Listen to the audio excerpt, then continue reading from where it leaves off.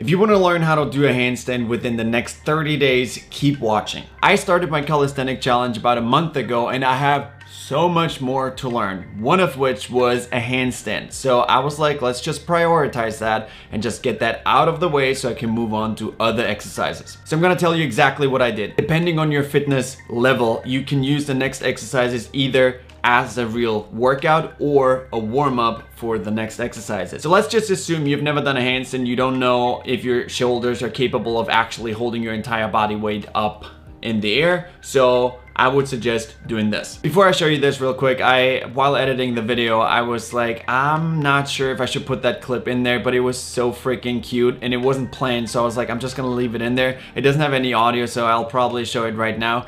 My girlfriend and my dog came out while I was filming this part and they were just, both of them were so sweet. So I just wanna put it in there.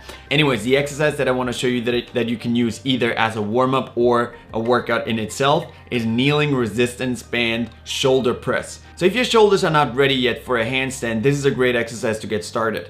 I would suggest 3 sets of 10 reps with like a 2 to 3 second hold on top. If you think your shoulders are getting ready or they're warmed up, you can move on to the next exercise, which is basically a leaning exercise. All you have to do is lean forward and put more pressure, more tension on your shoulders, just so your body can get used to the entire weight on your hands. This exercise is really important because you slowly put more pressure on your hands to really prepare them for the upcoming stress, which you are probably not used to. When you feel comfortable leaning and holding this position for about 30 seconds, you're ready to move on to the leaning handstand. The main purpose of this exercise is to build the strength in your shoulders to support your body. This is not an exercise to work on perfect form. As you can see, without the wall, I would immediately fall over since I'm not balanced whatsoever.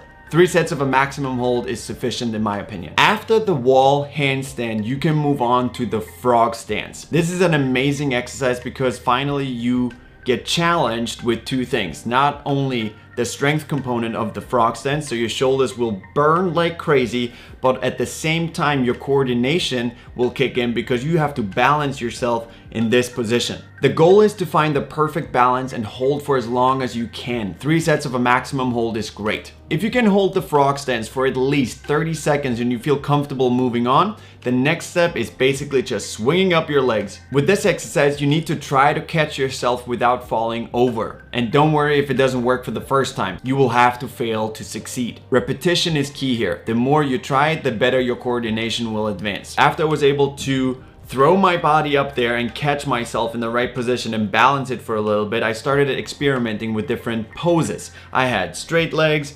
open legs, tucked legs, so I was just playing with it, and that's when it really gets fun. Each successful handstand will bring you closer to the perfect handstand. With that I mean you will start to focus on different things such as your breathing, your tension in your body, the position of your toes, and much more. One more thing, to strengthen my upper body, I also included handstand walks, which was extremely helpful because I just built more muscle memory, I guess, and my strength in my shoulders were just like, you know, good enough to actually hold myself up there for at least 40-50 seconds of just walking, because the balancing part is not as important if you want to stand super still.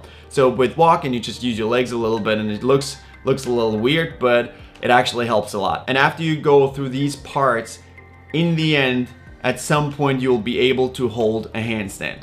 I have to admit, working on handstands is a very addictive hobby to do because you see, if you're consistent with it, you will see a great progress within a short period of time. I personally worked on my handstands every single day for the past 2.5 weeks now, and I'm very happy with the results so far. I have much to learn. I'm far away from a perfect handstand, but again, 2.5 weeks, not too bad. I'm really happy with it. If you are a beginner, do not rush yourself. Just because I did it in 14 days, don't expect the same thing to happen to you. Just start with part 1, focus on each exercise, and make sure you master every single exercise before you advance and move on to the next one.